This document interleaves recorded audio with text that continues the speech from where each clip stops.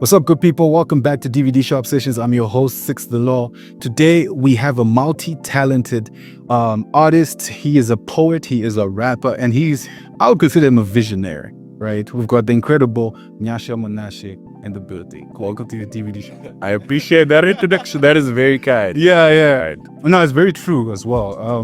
Let's actually start at the very beginning.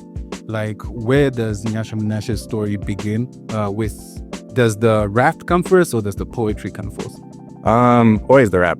The rap came first. So I'm the last born in my house. So baby brother. So growing up, I'd have my older brother and my older sister, and they'd just be playing we'd be in the lounge and MTV would be playing the whole time. So I'm just picking up on these things as I'm growing up. Then literally by the time I was grade 2, that was 2008. So the Carter 3 had just dropped, and Amindi was the song. I was rapping that back to front. I didn't really I was very quiet growing up, so no one would have suspected that I would choose rap or profession. But when I was in high school, I wrote an article about hip hop. It was entitled, "Would you consider hip hop to be a rant, a chant, or something else?" So I wanted to be a music journalist at first, and I wrote the life out of that essay, got the highest mark. Then when I was 19, I came to faith, and I was like, okay, I think I'm called to this music thing, and I've been writing ever since. Dude, that's amazing. See, this is why I was calling him a visionary. You know, he had the vision way back then, even to write an article and stuff. That's you're already seeing exactly where you're supposed to go. So let's talk about where can we go? There's so much I want to ask. Let's talk about when hip hop meets theater, for sure, right? How did you come up with that concept? Because when I first saw even the promo and stuff, I was like, this is so new, so different. And you even had our DVD Shop Sessions alumni on the lineup, Jason and Ray Kaz. Walk us through the conceptualization of that event and how the actual event went. Yeah. So the conceptualization, I just wanted to have a show. It had been a while since I had performed, and I was like, I want to have a hip hop show. I want to pay homage to hip hop, but I don't want it to be any sort of regular sort of thing. I think my sort of ethos of what I believe as an artist, don't just make art just because what's trendy, do what's authentic to you, even if that means being very different from whatever's happening. So I know for me, I read books. I'm not your typical quote unquote rapper. I can do the trap stuff, I can do whatever, but I'm an introverted, intelligent guy. I love reading books, and whenever people think of hip hop, they never really think theater, whatever like that. But if you study hip hop and its roots, you'll find that this was birthed in social movements and education and all of these different things, and people never make that association. So I was like, okay, how do we bring those two worlds together? This hip hop and theater, these worlds that are diametrically opposed to each other. And it's the same thing that I do with a lot of my stuff. People used to ask me, how is it that you are doing faith-based stuff and you're doing hip hop at the same time? It's not supposed to be one or the other, it's both and. So that was really the vision, the conceptualization. Then in terms of how it went, it blew my own expectations. The second I got off stage, I was like, I can't believe that's happened. Whenever people would ask me, how did the show go? Even a week and a half later, I'd still be saying, I'm speechless. I don't have words for it. So much more of that to follow. Hey, that's amazing, bro. And congratulations on pulling that off. Thank you. We look forward to more events, more innovation. I like the way you're very intentional about your process, and you actually embrace who you are. You're bringing this intelligent movement to rap. I love it. Let's talk about your debut EP, Finny. Working on that. I remember we were at a Black History Month event by the US Embassy, and you performed this piece called Mr. Preacher Man, and it was just so impactful. I was just whoa. You know what I'm saying? Somebody get Ryan Coogler on the phone. I was saying. Yeah. Tell me about creating that process, where created that project, and where were you in life when you created that project? Please, Mr. Preacher. So most of that was written November 2022. So I think 80%, everything except for the chorus, was written one evening in November 2022. And I was living in the UK at that time, and I was trying to balance all of myself. So I'm a hip hop head. I'm also a firm believer in Jesus, and like I don't compromise any of the two. Other people, it's like, okay, for you to follow Jesus, all of the hip hop goes out the window, and I'm like, no, never, not for me.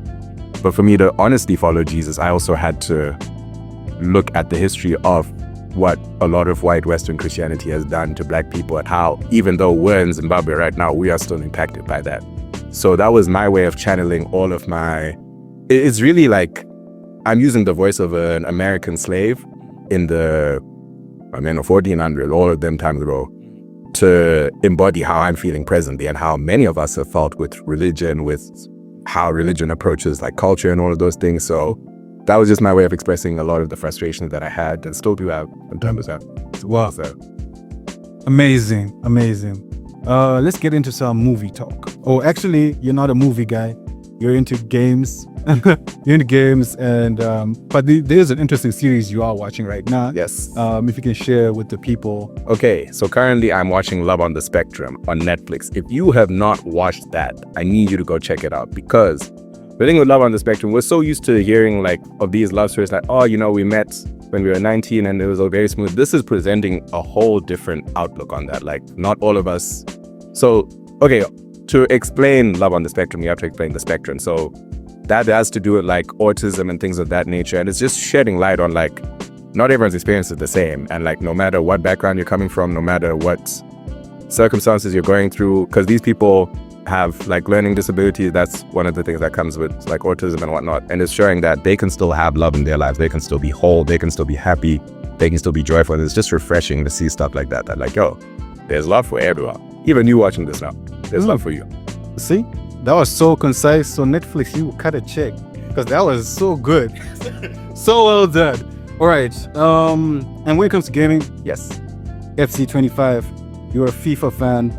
Let us know, why do you enjoy playing FIFA? Oh, I've been playing this since I was 25 now. So 20 years of FIFA. You probably can't beat me if you're watching this, but I like I said, I'm the youngest, so like my brother and like my older cousins would always be at the house playing FIFA. So I just grew up like playing FIFA, challenging myself, and big football fan as well. So like growing up in Zimbabwe, you can't escape football. Yeah. It was the What team do you support with your... I'm no longer shy to say this anymore. I'm a Man United fan, proudly, very proudly. Watch out next Next season, good company. Let me say, watch out next season. All right, man. Nah, this has been a really dope interview. Nyasha is about to give us an amazing performance. Are you ready for your performance? for sure. Awesome. This is the DVD Shop Sessions. I'm your host, Six the Law. Please do like, share, subscribe. Bless. Thank you to Showtime Home Video for allowing us to film the DVD Shop Sessions in their store. If you're looking for movies, series that you or the whole family can enjoy, this is the place to be, as well as consoles, accessories, and an assortment of different games. Motor vehicle insurance and Zessa tokens also available in store. Come through to Showtime Home Video. What's good? This is your host, Six the Law, and welcome to DVD Shop Sessions Performances. This is our special guest, Nyasha Munashe.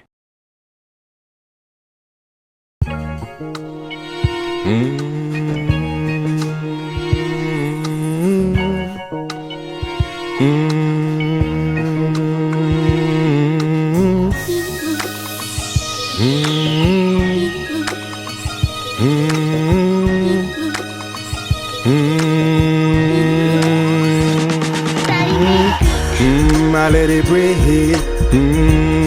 I let it breathe. I let it breathe. I let it breathe, breathe. I let it breathe. I let it breathe. I let it breathe. I let it breathe. I let it breathe. Had people flip the script on me, I let it be. Cause what's the point of getting revenge if I ain't free? When people moved up out my life, I had to move on with my life. I had to realize to live the life I want, I won't be liked. I won't be everyone's cup of tea. I won't be everyone's shining light. I done made a couple statements misinterpreted online. They think I talk too much on politics or playing left and right. We all agree the world is dark, so why we crucify the light? I had to deconstruct on everything to see in better sight. I meshed together hip-hop, politics, the theology, philosophy, did talks for free in Carter Swansea Leeds. And I would bleed, and I would bleed. I had to make the right decision, had to leave. I had to leave, I had to leave. They couldn't see beneath the layers of my grief. I let it breathe. I let it breathe. I let it breathe. I let it breathe, breathe, breathe. I let it breathe. I let it breathe. I let it breathe.